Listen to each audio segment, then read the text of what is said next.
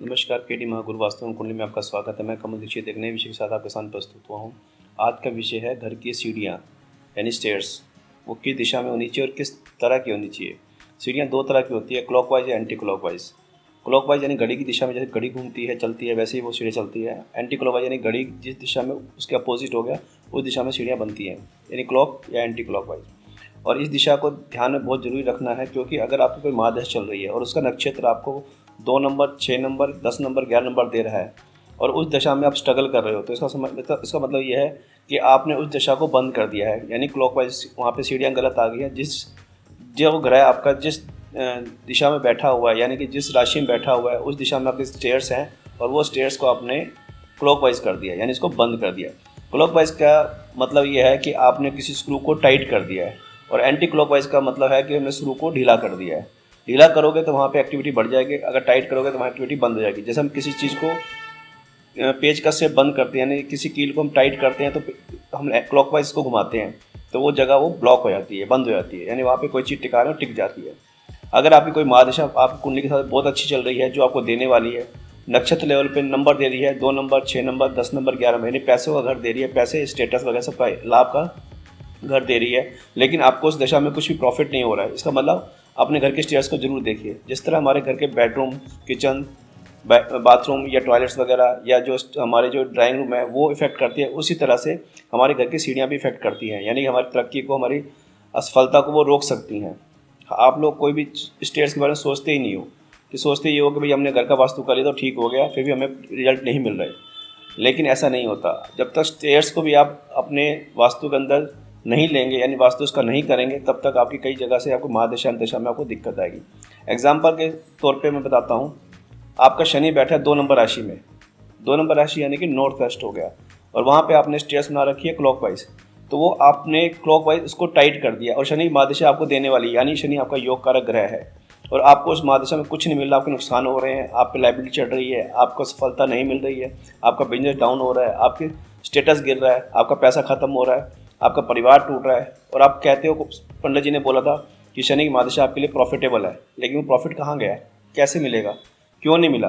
पंडित झूठ थे? ऐसा नहीं है। आपका घर आपकी कुंडली के हिसाब से व्यवस्थित करो, यानी कुंडली के हिसाब से उसको बनाओ या कुंडली के हिसाब से उसको तैयार करो।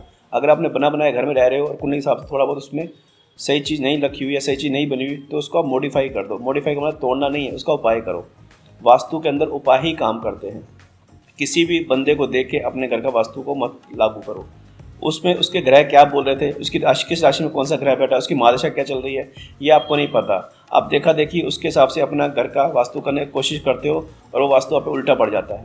तो मेरा सबसे आग्रह है कि जिस तरह वास्तु के अंदर अपने सारे घर का वास्तु करवाते हो, उसी हिसाब से आप घर की सीढ़ियों का वास्तु भी करिए, और उसको ध्यान रखिए कि वो किस दिशा में है और वहाँ पे हमारी जो दिशा है उसमें कौन सा ग्रह बैठा हुआ है और कौन सी महादशा चल रही है, और महादशा नक्षत्र हमें क्या फल दे रहा है।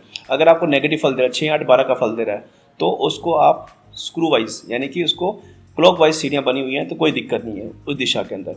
अगर वो आपको ग्रह देने वाला है 2, 6, 8, 2 नंबर, 6 नंबर, 10 नंबर और 11 नंबर देने वाला है, यानी प्रॉफिट देने वाला, कैश देने वाला, सफलता देने वाला, स्टेटस देने वाला है, तो आप वहाँ पे एंटी क्लॉकवाइज स्टेयर्स का निर्माण कीजिए। अगर निर्माण हो चुका है तो उसका एंटी क्लॉकवाइज उपाय कीजिए, ताकि वो दशा आपको दे सके, क्योंकि वो पॉजिटिव दशा है, आपको देने आई है।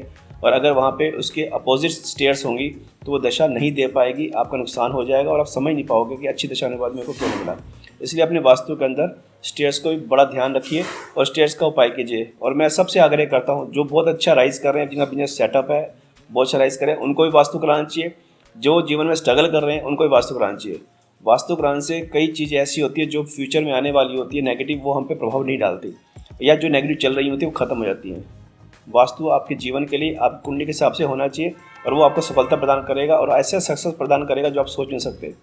भगवान ने हमारी कुंडली बना के हमें भेजा हुआ है, कुंडली के अंदर हमारे कर्म लिखे हुए हैं, उस कर्म के अकॉर्डिंग अपना वास्तु कीजिए।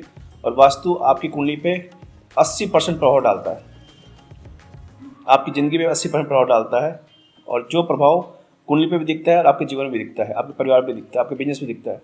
तो मैं सबसे आग्रह करूँगा, जितना भी हो सके घर का वास्तु कराइए, शॉप का वास्तु कराइए, ताकि आप दिन रात दुगनी चौगनी उन्नति कर सकें। और इसको बिल्कुल भी इग्नोर मत कीजिए कि हमारा दिन मान अच्छा चल रहा है, हमें क्या जरूरत है वास्तु की।